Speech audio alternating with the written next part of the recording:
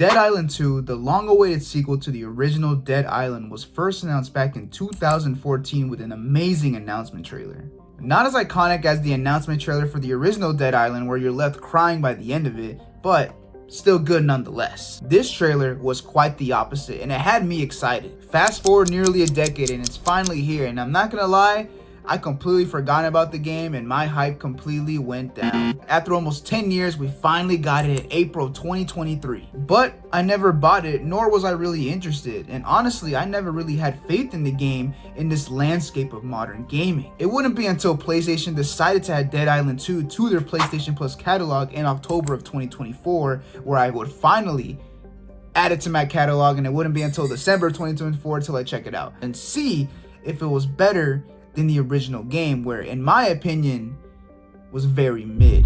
And I don't know if that's a hot take, but I firmly believe it. Without further ado, my name is Nito and this is Dead Island 2, the sequel no one believed in. Just like in the original Dead Island game, you can choose from a number of different characters that you get to play as throughout your campaign. Known as Slayers, there are 6 that you can choose from, each equipped with different strengths and unique abilities. And from there, you are sent on a wacky adventure to figure out what the hell happened in LA, now known in this game as Hell A. I am not the biggest fan of spoilers in a video game or piece of media, whether it's good or bad, so you won't find that many in this video. With that being said, this is not a bad game, not at all. Matter of fact, it's actually quite the opposite. Despite everything the game went through, from publisher Deep Silver cutting ties with the original developer Techland, to partnering up with Jaeger Development and then dropping that amazing announcement trailer that I was speaking about earlier, to then cutting ties with Jaeger Development due to creative differences, Sumo Digital was then brought onto the project just to be dropped a few years later. Finally,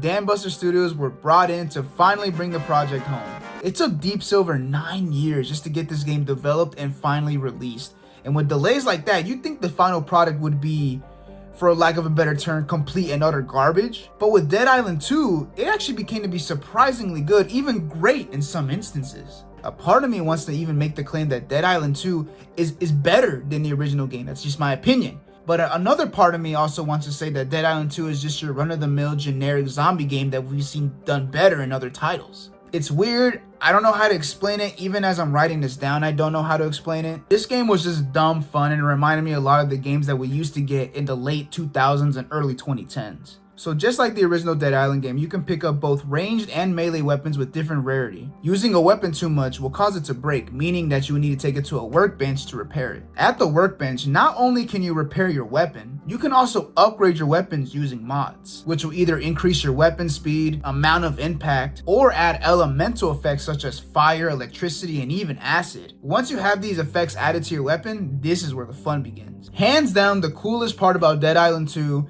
is the flesh system. Also known as the fully locational evisceration system for humanoids, that's a mouthful. This system allowed the different weapons that the player would use to cause the right amount of damage and dismemberment, really showcasing the power of your weapon and deterioration of the zombies you fight throughout your journey. You hit them in their jaw, you'll see that shit pop right off. You hit them in the arm, you'll see that shit pop right off. It is really cool and it's very detailed, and honestly, you kind of feel bad for the zombies that you're doing all this crazy damage to. And despite the repetitive nature of the gameplay in Dead Island 2, as it is exactly the same as the original game, this system is the reason I was able to push through to the end of the game. It kept calling my name on some Green Goblin shit. Like, hey, I know you see that zombie over there, you can easily ignore it, but wouldn't it be cool if you just hit the shit out of it with a baseball bat? And like the gore addict that I am, I would completely fold and start going ham on these zombies. Honestly, this system is a game changer for the zombie genre, because I don't think I've seen this level of detail in a dismemberment system in a zombie game in a while, or even in general. The system is so memorable that you completely forgot that throughout your whole adventure in this game that you are basically going from point A to point B. I need you to grab this, but wait, I need you to fight off these waves of zombies, and in order for you to grab it, then take it back to the quest giver, and then rinse and repeat. All with main character aura. Now, this isn't necessarily a bad game, as I did say this reminded me of those old late 2000s, early 2010s game, but if I have to have a YouTube video in the back while I'm trying to knock out some of these missions, then there may or may not be a problem with the game, with me, or with both. By the end of the game, I was forcing myself to get to that final act. I was hoping for it to be over, and I got to the final boss, and after taking 5 minutes to take his ass down, I really wanted it to be over. I'm not even kidding, it took me 5 minutes. Honestly, I think it took me less than that. The last thing I want to touch on with the gameplay of Dead Island 2 is its deck building system, otherwise known as the skill deck in game. Here, this will allow you to change your character's strengths and weaknesses. The skill deck sorts cards into different categories: abilities, Survivor, Slayer, and Newman. Ability cards unlock new active abilities for your Slayer, some of which can also be used during Fury mode. Fury mode is something you unlock in the middle of the game where you can basically turn into a zombie and wreak havoc for a few seconds. And trust me, you're going to be abusing Fury mode as you get to the later stages of the game. Survival cards boost the player's health and stamina. Slayer cards give players passive perks that enhances their combat abilities. And finally, Newman cards unlock special abilities that have a larger damage output.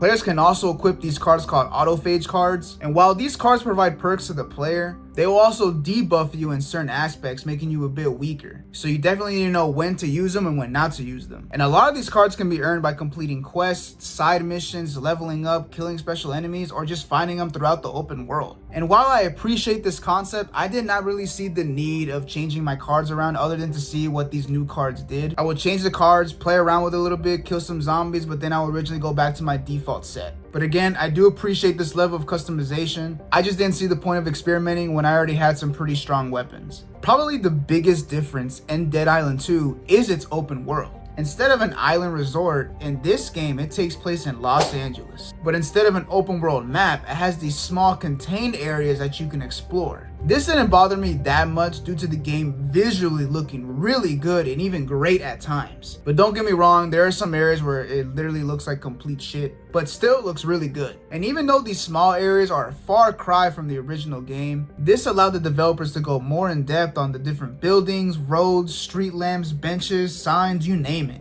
This level of detail is honestly impressive, but also expected after a 9-year development, but nonetheless something to be commended for. And I quite honestly had more fun exploring LA than the island in Dead Island 1. Maybe they should have just called this Dead City. This game as a whole is a hardcore, and I mean that, hardcore stereotypical look at the people that live in Los Angeles, or California in general. And that translates to the open world as well, adding some charm to its overall presentation. This is enhanced even further with the numerous side missions that you can come across throughout your journey, which I gotta say really impressed me and entertained me more than the main story. Most of my favorite side missions were actually the lost and found quests that you can find throughout your journey in LA. These missions require you to find a missing person that was either reported in or just lost communication while they were scavenging. These quests, in my opinion, did a really good job in expanding the lore through different journal entries. And some of these journal entries really be making you feel some type of way as well. I remember one lost and found mission where you needed to find a person named David. His mom was the one that put in the request after she has not heard from him in days. Unfortunately, you find David already turned into a zombie, but you learn through the different journal entries that he was in constant communication with his mother,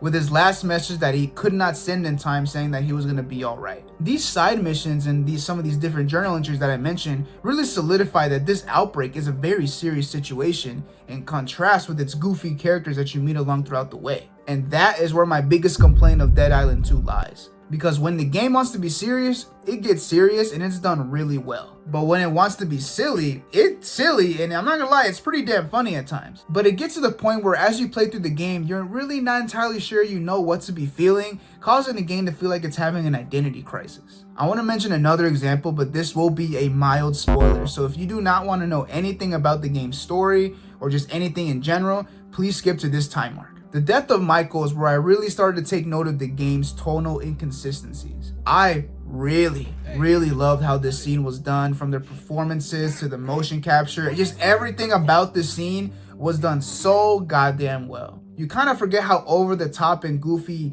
Emma is, Sam B, Michael, the one that's dying, yourself as the Slayer. It's like they all stopped being goofy and just locked in for a few minutes. But when it's finally decided that we gotta put Michael out of his misery, Emma loses her grip on the situation and pleads for you to not kill Michael. And it was in this moment that I realized that I felt something.